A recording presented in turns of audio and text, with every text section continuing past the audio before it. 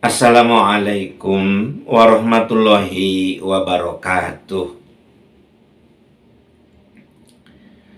Innal hamdalillah nahmaduhu wa nasta'inuhu wa nastaghfiruhu wa natubu ilaihi wa nastahdi wa na'udzu billahi min syururi anfusina wa min sayyiati a'malina. May yahdihillahu fala mudhillalah wa may yudlil fala hadiyalah. Asyhadu an la ilaha illallah wahdahu la syarikalah wa asyhadu anna Muhammadan abduhu wa rasuluhu la nabiyya ba'dah. Wassalatu wassalamu ala asyrafil anbiya'i wal mursalin Muhammad wa ala alihi wa ashabihi ajmain, amma ba'du. Para pendengar dimanapun berada,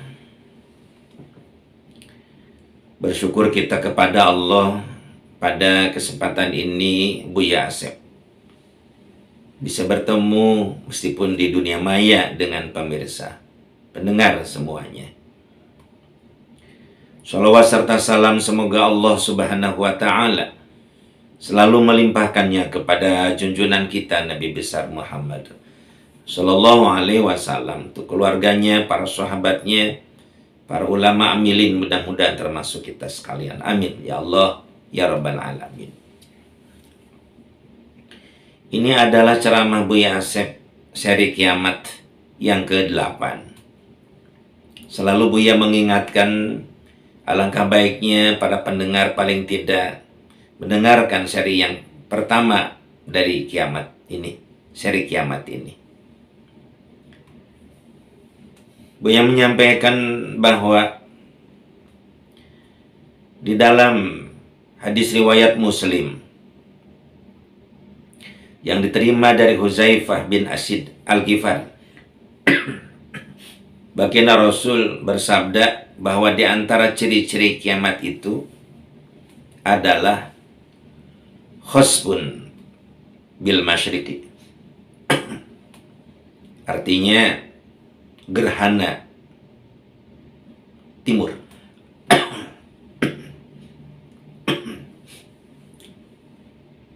Atau terjemah detailnya gerhana karena timur. Nanti Buya akan jelaskan di sini. Selalu Buya Asep sampaikan bahwa ini bukan ciri kiamat yang dahsyat, yang sebenarnya gitu. Bukan. Karena kiamat yang sebenarnya itu la ta'tikum illa baghtah. Kemudian innallaha indahu ilmu sa'ah. Datangnya kiamat yang dahsyat itu, hancurnya alam semesta diganti dengan alam akhirat, datang dengan tiba-tiba, tentu tidak ada cirinya. Kemudian juga pengetahuan tentang kiamat yang dahsyat itu hanya di sisi Allah. Para nabi termasuk baginda Rasul Nabi Muhammad Sallallahu Alaihi Wasallam tidak tahu tentang kiamat yang besar itu, atau kiamat alam semesta ini. Nah, sekarang Buya Asep akan menyampaikan berkenaan dengan ciri kiamat dalam pengertian kalau itu terjadi atau datang pada suatu umat atau pada suatu saat, wah itu kan terjadi kehancuran umat, bukan kehancuran alam semesta. Maka kita harus berhati-hati, harus waspada lah, lebih tepatnya. Baik, kita bahas tentang khosfun fil masyriqi. Kenapa baginda Rasul tidak menggunakan kasfun atau kusuf atau gerhana matahari?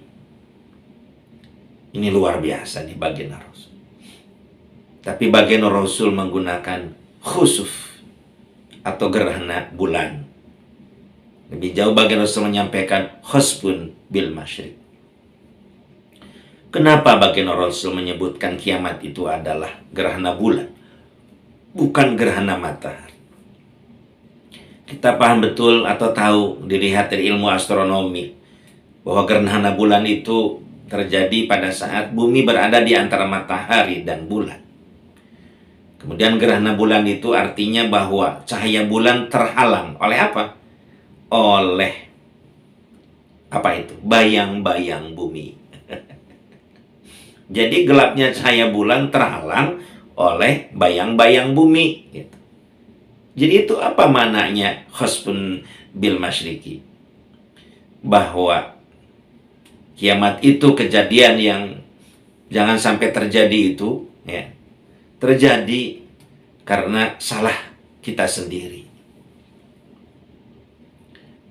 Dalam pengertian lain, kegelapan yang mudah-mudahan tidak terjadi, tetapi baginda Rasul mewanti-wanti waspada dengan kegelapan yang dibikin oleh kita sendiri.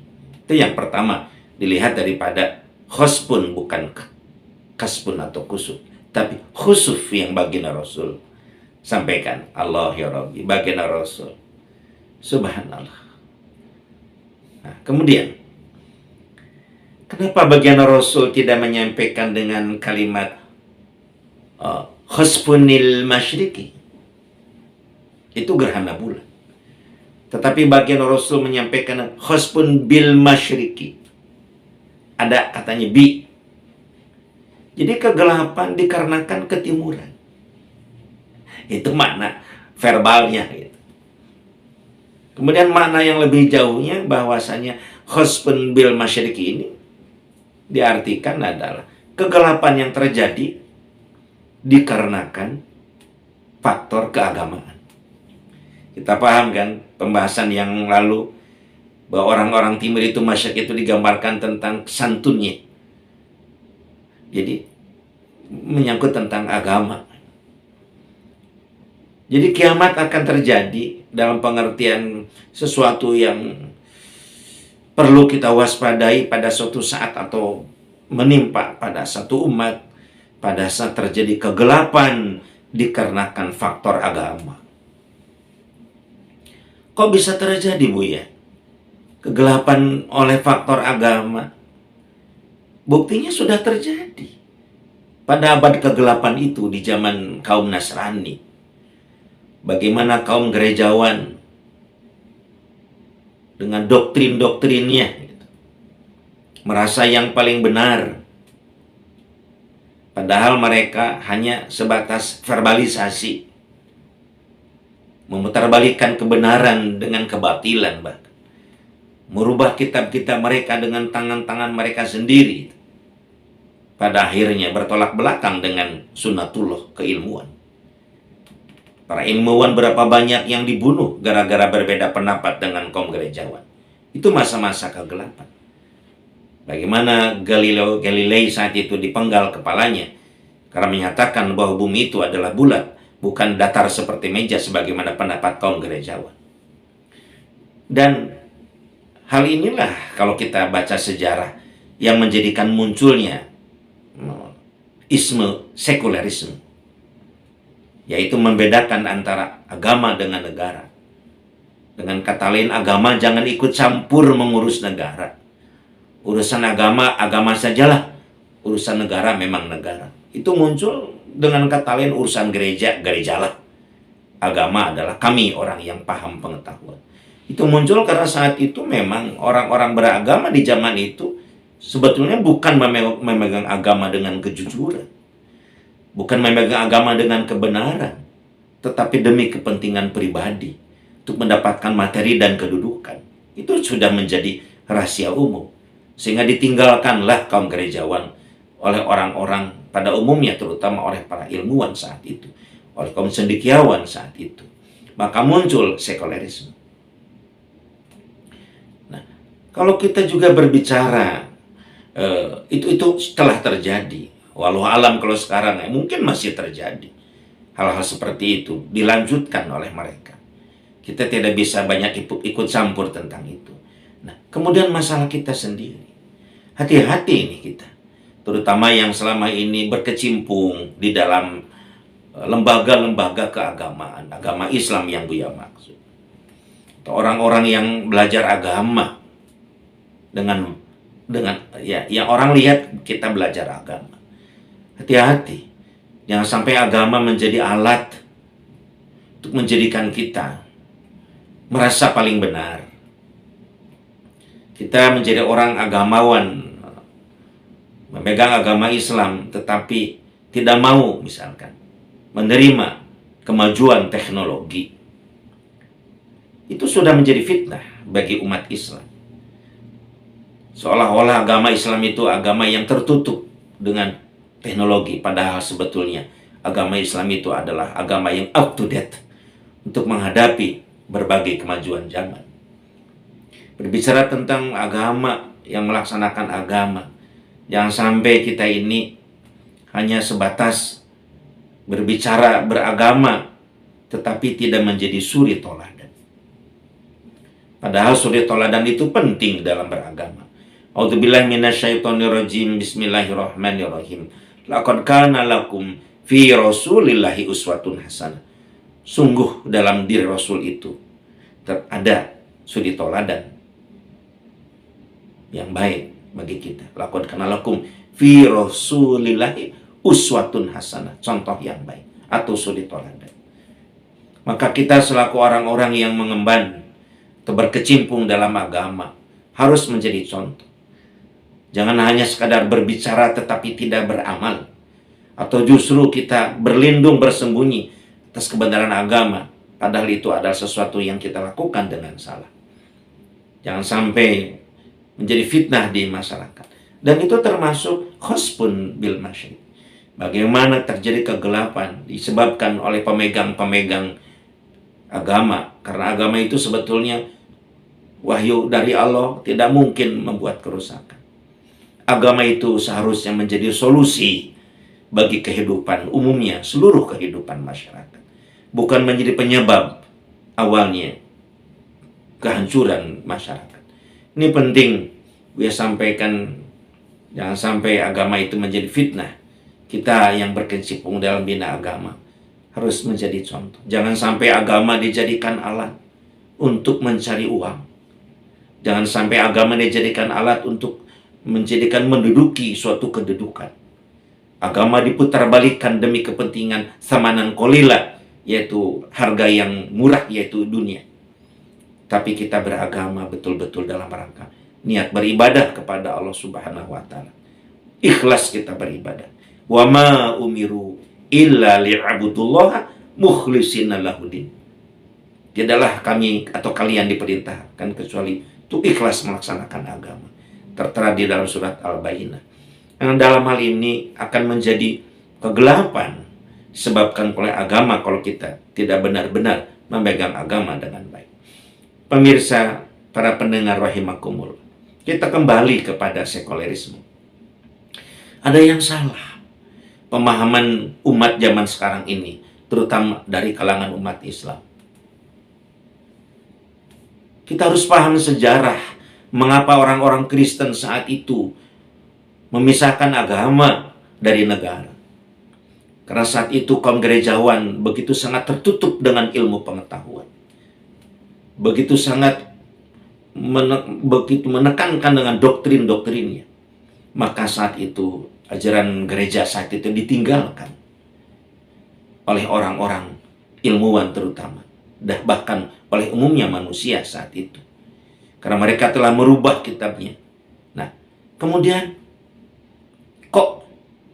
kok gitu ya punya sampai 3 kali kok kita ikut-ikutan memisahkan negara dengan agama di negara yang mayoritas muslim. Aneh tapi nyata. Ajaran Islam ini berpedoman kepada Al-Quranul Karim. Quran ini adalah betul-betul ajaran yang kafah. Tidak ada yang tertinggal di dalam Al-Quran. Coba dibuka di dalam surat An-Nahl ayat ke-87. A'udzubillahi minasyaitonirrajim. Bismillahirrahmanirrahim. Bagaimana di sana dikatakan bahwa wa nazzalna 'alaikal kitaba tibyanan likulli syai'in wa hudan wa rahmatan wa busyra lil muslimin. Shadaqallahu alazim. Wa nazzalna, dan kami Allah menurunkan alaika kepadamu Muhammad Alkitab, yaitu Al-Quran. Wa nazzala alaika Alkitab, Al-Quran, tibyanan likulli syai'in. Apa itu artinya? Tibyanan likulli syai'in, menjelaskan berbagai hal, menjelaskan segala sesuatu, ekonominya, politiknya, sosialnya, budayanya, militernya. Nggak ada yang terlewat dalam Al-Quran. Sehingga tidak heran dulu Al-Khawarizmi menemukan angka 0 berdasarkan pemahaman kepada Al-Quran, ilmuwan matematika. Al-Kindi saat itu sebagai penemu ilmu fisika. Al-Farabi juga sama, menemukan ilmu astronomi. Al-Khemi menemukan ilmu kimia. Ibnu Sina menemukan ilmu hayat atau ilmu biologi kedokteran. Luar biasa. Itu dari Al-Quranul Karim. Termasuk juga urusan negara. Kalau kita melihat pendapat Ibnu Khaldun, bagaimana negara itu harus diatur oleh agama. Yang dimaksud adalah agama Islam. Karena Islam adalah ajaran yang kafah. Beda dengan ajaran lain. Apalagi sekarang bukan zamannya dan sudah dirubah, diutak-atik, ditulis oleh tangan-tangan mereka. Sudah selayaknya dan sepatutnya Al-Quran menjadi dasar hukum di negeri kita. Wah, bagaimana Bu ya kalau umat yang lain mau juga? Mari kita duduk satu meja meskipun berbeda kursi. Kita debat. Bu ya yakin mereka tidak punya konsep kenegaraan. Hanya Al-Quran yang punya konsep kenegaraan. Maka dalam hal ini Buya mengingatkan semua yang beragama Islam yang sudah balik, pelajari Islam dengan baik. Sampai tahap kedua, pemahaman agama dengan baik. Tidak cukup pemahaman agama dengan baik, pengamalan agama dengan kafah. Tidak cukup dengan pengamalan, dengan didakwahkannya, disampaikannya. Kemudian yang terakhir, istiqomah. Itu terus bergulir, belajar, berpaham kita, beramal, berdakwah, dan istiqomah. Dan itu semuanya dilingkari, dihiasi akmalul mu'minina imanan ahsanuhum khuluqa, dengan akhlakul karimah. Sesempurna-sempurnanya orang yang beriman, orang yang berakhlakul karimah. Belajar dengan santun, pemahaman dengan santun, beramal dengan santun. Bagaimana berdakwah juga dengan santun, diuji, dibimbing dengan akhlakul karimah, termasuk dalam keistiqomahan. Karena hal itu sabda Rasul punya timbangan yang berat nanti pada saat di mizan. Dengan itu semuanya tidak akan menjadi agama itu sebagai justifikasi menghukumi orang lain, tetapi kita sendiri tidak berhukum kepada Al-Quran. Tidak ada dan tidak boleh ada yang takut. Jangankan muslim, non-muslim pun siapapun jangan takut kalau Al-Quran dipakai dalam kehidupan bernegara. A'udzubillahi minasyaitonirrajim. Bismillahirrahmanirrahim. Wa ma arsalnaka illa rahmatan lil alamin. Tidaklah kami mengutus kamu Muhammad kecuali itu rahmat kasih sayang bagi semesta alam. Kita tidak punya alasan untuk takut. Jadikan Al-Quran ini sebagai dasar hukum. Bagaimana Quran ini harus mengatur kehidupan bernegara. Tidak bisa disamakan dengan ajaran gerejawan saat itu yang pantas ditinggalkan oleh ilmuwan karena memang mereka itu menutup ilmu pengetahuan. Al-Quran selalu up to date. Bagaimana bentuk negara pun sebagaimana. Yang penting agama menjadi panutan dan pedoman dalam kita memimpin umat manusia. Demikian yang Buya sampaikan. Auzubillah summa nauzubillah. Jangan sampai istilahnya itu terjadi kiamat ini. Kalaupun memang sekarang ini menurut pandangan Buya sudah kiamat itu. Karena memang kegelapan dikarenakan faktor agama. Baik itu agama yang disalahgunakan untuk kepentingan pribadi atau kelompoknya. Atau dalam sisi lain agama ditinggalkan untuk mengatur negara ini. Jadi apa Buya solusinya? Tidak lain dan tidak bukan. Bismillahirrahmanirrahim. La haula wa la quwata illa billahil aliyil azim. Bagaimana kita sepakat Quran menjadi sumber hukum dari segala sumber hukum yang ada di negeri kita yang sangat kita cintai ini. Wa amruhum musyara bainahum. Dan permasalahan di antara mereka dimusyawarahkan. Tentu ini tidak mudah seperti membalikkan telapak tangan.